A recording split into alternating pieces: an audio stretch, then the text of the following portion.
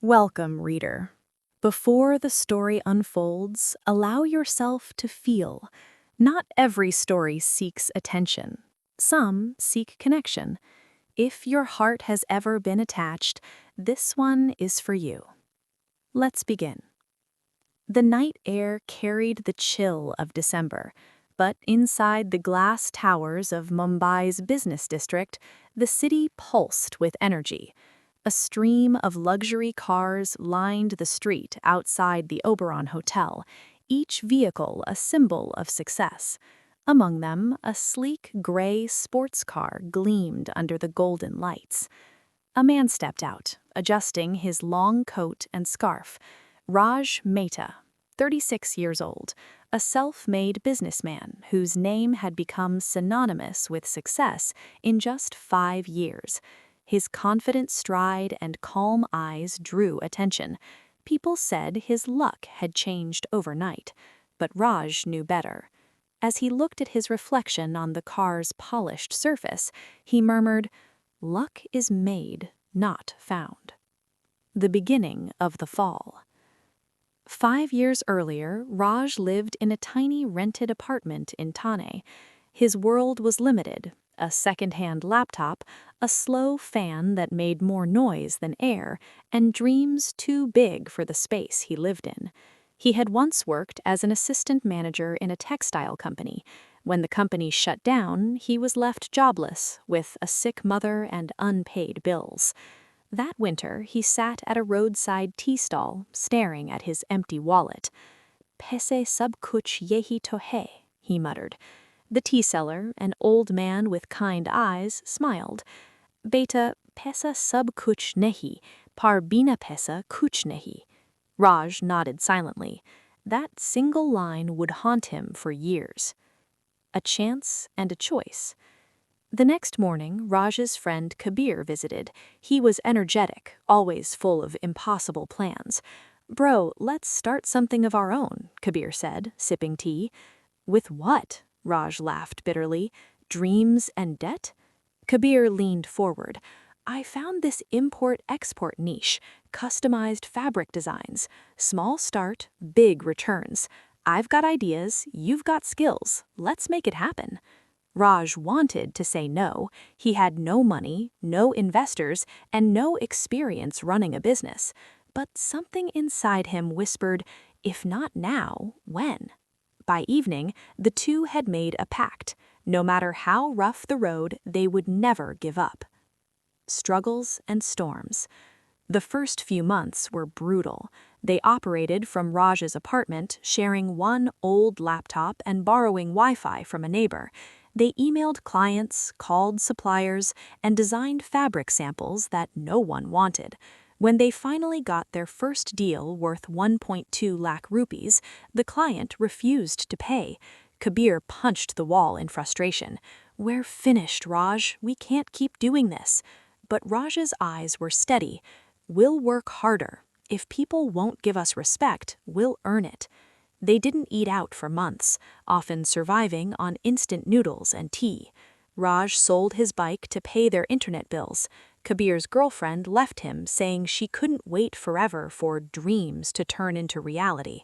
The nights were long, but every setback made Raj colder, sharper, more determined. The turning point. One evening, Raj received an email from Lydia and Sons, a European textile buyer. They were interested in Indian textile patterns if someone could deliver high-quality custom designs quickly. Raj stayed up 3 nights creating 10 unique samples. He mailed them, heart pounding. Days later, he got a response. "Impressive work, Mr. Mehta. We'd like to place an order worth 25,000 euros. Raj couldn't believe it. He called Kabir, voice trembling. "We did it. We actually did it." They danced in the tiny apartment, laughing like children. For the first time, success felt real. When success arrives. Months turned into a year. Raj and Kabir expanded rapidly. They built a small office, hired 5 employees, and launched their brand, Artex India. Orders poured in from across continents. But with success came something darker: ego and envy. One afternoon, Kabir stormed into Raj's cabin. "You took that meeting with Lydia alone?" he shouted. "It was a quick call, nothing more." "Nothing more? You're cutting me out, Raj. Don't forget who started this with you." Raj stood up. "I haven't forgotten, but we can't run a company with emotions. We need focus." Kabir glared at him. Focus or control?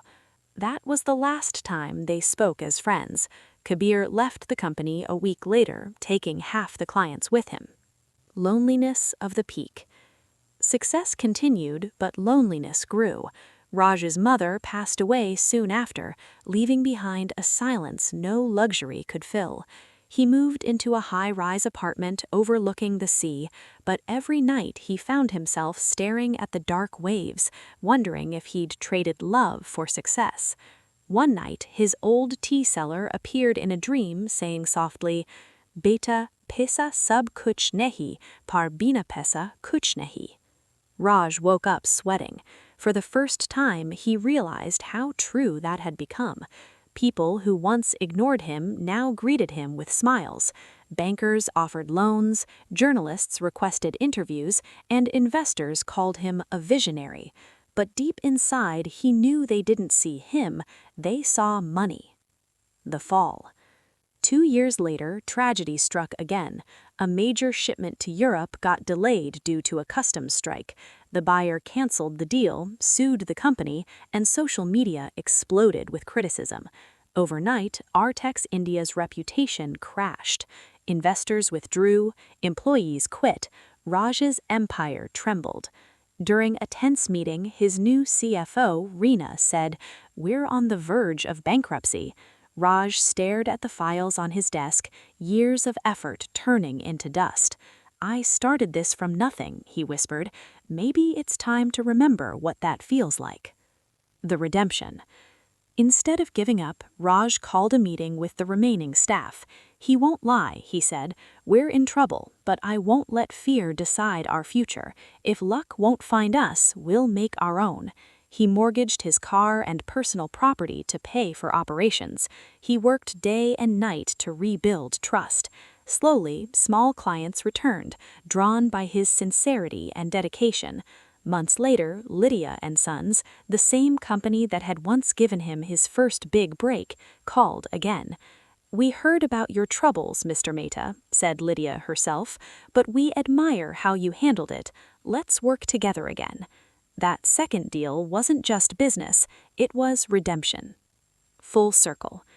2 years later, Raj stood in front of the Oberon Hotel, beside his new luxury car.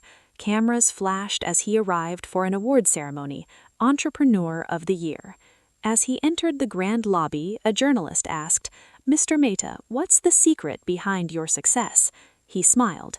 "There's no secret. People say money brings respect, but it's the other way around. Earn respect, money will follow, and once you have both, protect them with humility." The journalist smiled. "And luck?" Raj's eyes sparkled. "Luck is made, not found." Epilogue. That night, Raj drove home quietly. On the way, he stopped by the same roadside tea stall, still run by the old man who'd once given him wisdom.